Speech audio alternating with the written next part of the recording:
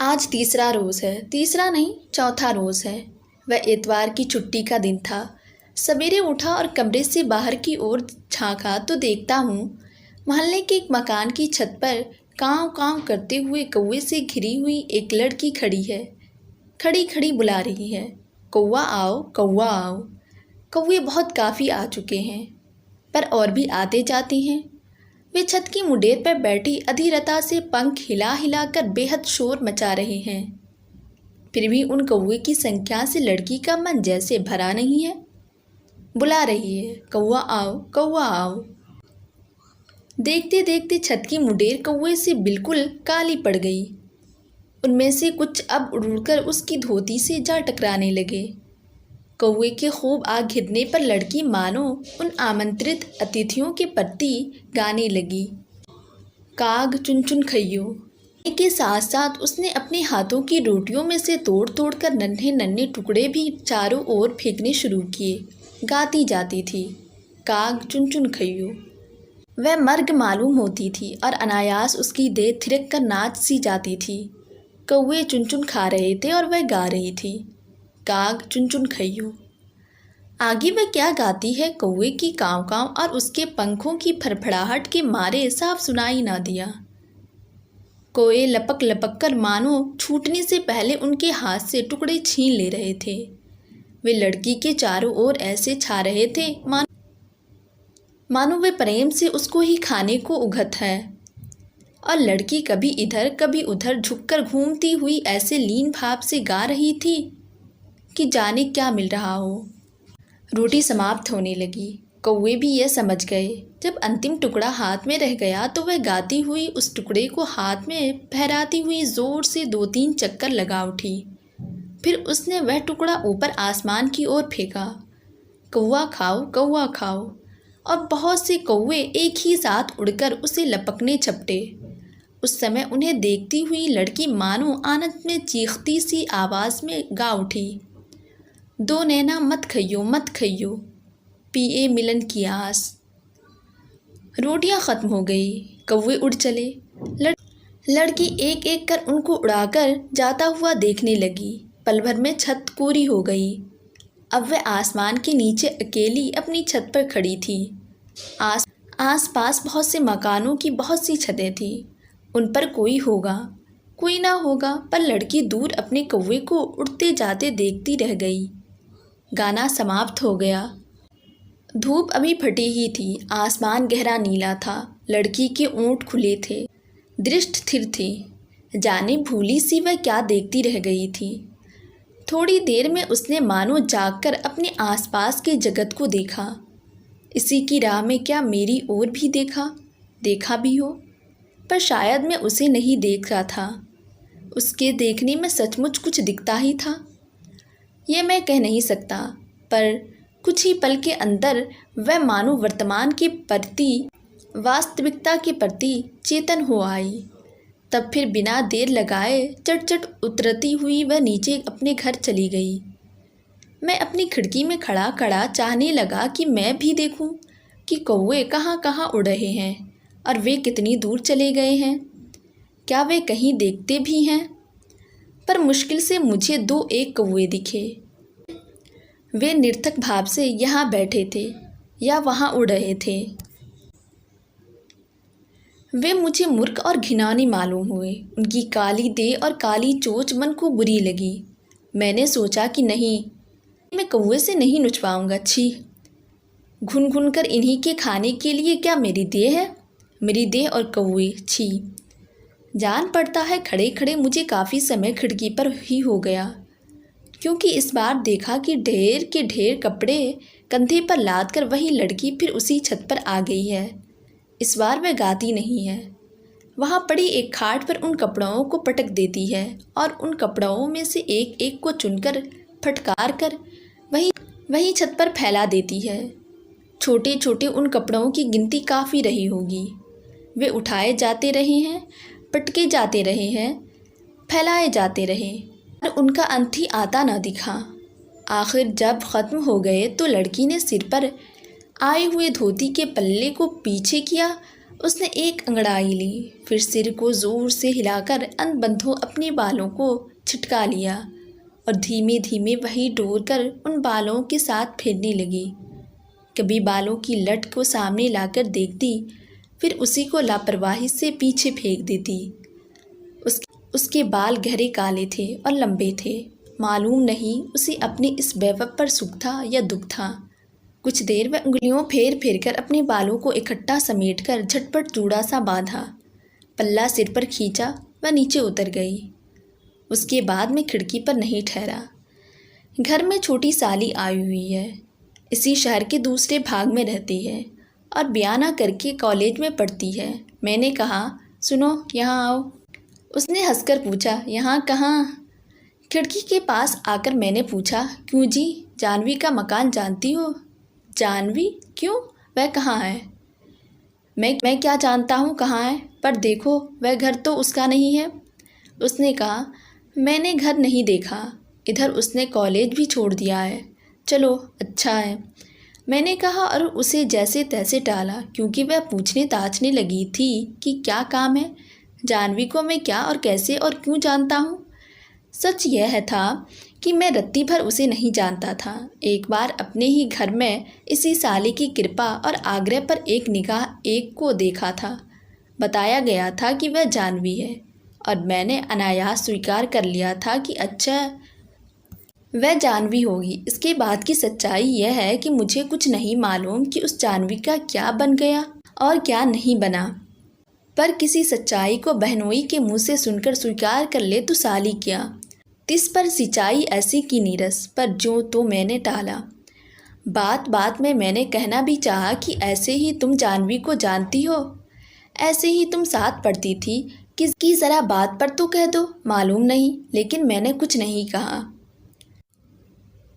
इसके बाद सोमवार हो गया, मंगलवार हो गया और आज बुध भी होकर चुका जा रहा।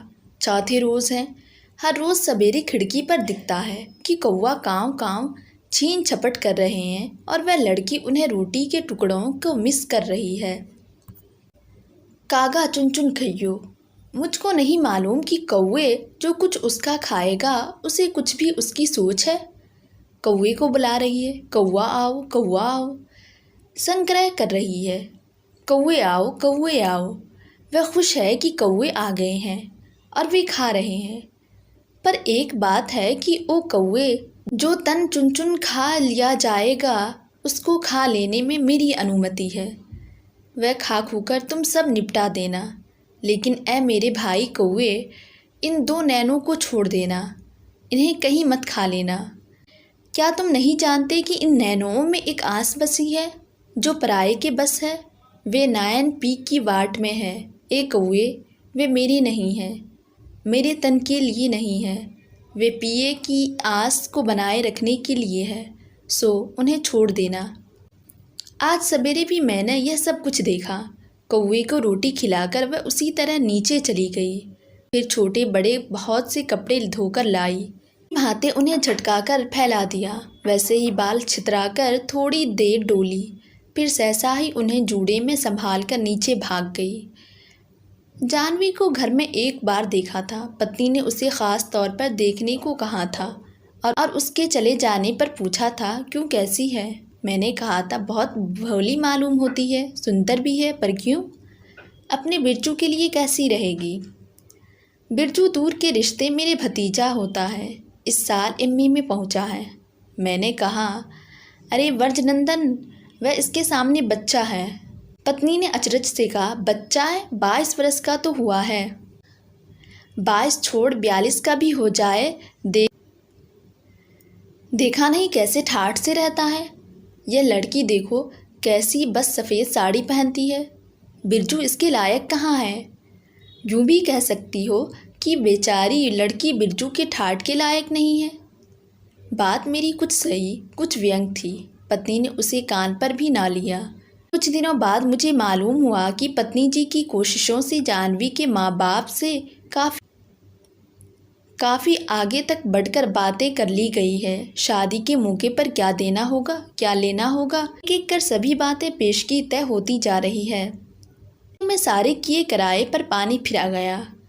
जब बात कुल किनारे पर आ गई थी, तभी हुआ क्या कि हमारे व्रजनंदन के पास एक पत्र आ पहुंचा। उस पत्र के कारण एकदम सब चौपट हो गया। इस रंग में भंग हो जाने पर हमारी पत्नी जी को मन पहले तो गिरकर चूर चूर सा होता जाना पड़ा, पर फिर वह उसी पर बड़ी खुश मालूम होने लगी। मैं तो मानो इन मामलों में अनावश्यक प्राणी ही हूँ। कानों कान मुझे खबर तक ना हुई। जब हुई तो इस तरह। पत्नी जी एक दिन सामने आ धमकी, बोली, यह तुमने जानवी के बारे में पहले से क्यों नहीं बतलाया? मैंने कहा, जानवी के बारे में मैंने पहले से क्या नहीं बतलाया भाई? यह कि वह कैसी है? मैंने पूछा, ऐसी कैसी? उन्होंने कहा, बनो मत, जैसे तुम्हें कुछ नहीं मालूम। मैंने कहा, अरे यह तो कोई हाई कोर्ट का जज भी नहीं कह सकता कि मुझे कुछ भी नहीं मालूम। लेकिन आखिर जानवी के बारे में मुझे क्या मालूम है, यह तो मालूम हो। श्रीमती ने आक्रामित आश्चर्य से कहा, विरजू के पास खत आया है, सो तुमने कुछ नहीं सुना? आजकल की लड़कियां, बस कुछ ना पूछो।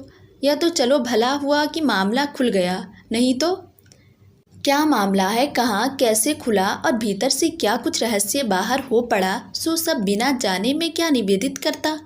मैंने कहा, कुछ बात साफ भी कहो। उन्होंने कहा, वह लड़की अशनाई में फंसी थी। पढ़ी लिखी सब एक जात की होती है। मैंने कहा, सबकी जात बिरादरी एक हो जाए तो बखेड़ा टले, लेकिन असल बात भी तो बताओ। असल बात जाननी है तो जाकर पूछो उसकी महतारी से। भली समधन बनने चली थी, वह तो मुझे पहले से दाल में काला मालूम होता था, पर देखो ना कैसी सीधी भोली बातें करती थी वह तो। देर क्या थी, सब हो ही चुका था, बस लगन मुहूर्त की बात थी। राम राम, भीतर पेट में कैसी कालिख रखे हैं मुझे पता न था। चलो, आखिर परमात्मा ने इज्जत बचा ली। वह लड़की घर में आ जाती तो मेरा मुंह अब देखने लायक रहता। मेरी पत्नी का मुख क्यों किस भांति देखने लायक ना रहता? उसे क्या विकृति आ रहती? सो उन बातों से समझ में ना आया। उसकी बातों में रस कई भांति का मिला, तथ्य ना मिला। कुछ देर बाद उन बातों से मैंने तथ्य पाने का यंत्र ही छोड़ दिया और चुपचाप पाप पुण्य धर्म अधर्म का विवेचना सुनता रहा। पता लगने पर मालूम हुआ कि व्रजमोहन के पास खुद लड़की यानी जानवी का पत्र आया था। पत्र मैंने देखा। उस पत्र को देखकर मेरे मन में कल्पना हुई कि अगर वह मेरी लड़की होती तो। मुझे यह अपना सौभाग्य मालूम नहीं हुआ कि जानवी मेरी लड़की नहीं है। उस पत्र की बात कई बार मेरे मन में उठी और घुमड़ती रह गई। ऐसे समय चित्त का समाधान उड़ गया है और मैं शून्य भाव से, हमें जो शून्य चारों ओर से ढके हुए हैं, उसकी ओर देखता रह गया हूँ। पत्र बड़ा नहीं था, सीधे सादे ढंग से उसमें यह लिखा था कि आप जब विवाह के लिए यहाँ पहुँचेंगे तो मुझे प्रस्तुत ही पाएंगे, लेकिन मेरे चित्त की हालत इस समय ठीक नहीं है और विवाह जैसे धार्मिक अनुष्ठान की पात्रता मुझ में नहीं है। एक अनुगाता आपको विवाह द्वारा मिलनी चाहिए, वह जीवन संगनी भी हो। यह मैं हूँ या हो सकती हूँ, इसमें मुझे बहुत संदेह है। फिर भी अगर आप चाहें, आपके माता पिता चाहें, तो प्रस्तुत हूँ मैं। विवाह में आप मुझे लेंगे और स्वीकार करेंगे तो मैं अपने को दे ही दूँगी। आपके चरणों की धूली माथे से लगाऊंगी, आपकी कृपा मांगूंगी, कृतज्ञ होऊंगी। पर निवेदन है कि यदि आप मुझ पर से अपनी मांग उठा लेंगे, मुझे छोड़ देंगे, तो मैं भी कृतज्ञ होऊंगी। निर्णय आपके हाथ है, जो चाहे करो। मुझे व्रजनंदन पर आश्चर्य आकर भी आश्चर्य नहीं होता। उसने दृढ़ता से साथ कह दिया था कि मैं यह शादी नहीं करूँगा, लेकिन उसने मुझसे अकेला में यह भी कहा कि चाचा जी, मैं और विवाह करूँगा ही नहीं, करूँगा तो उसी से करूँगा।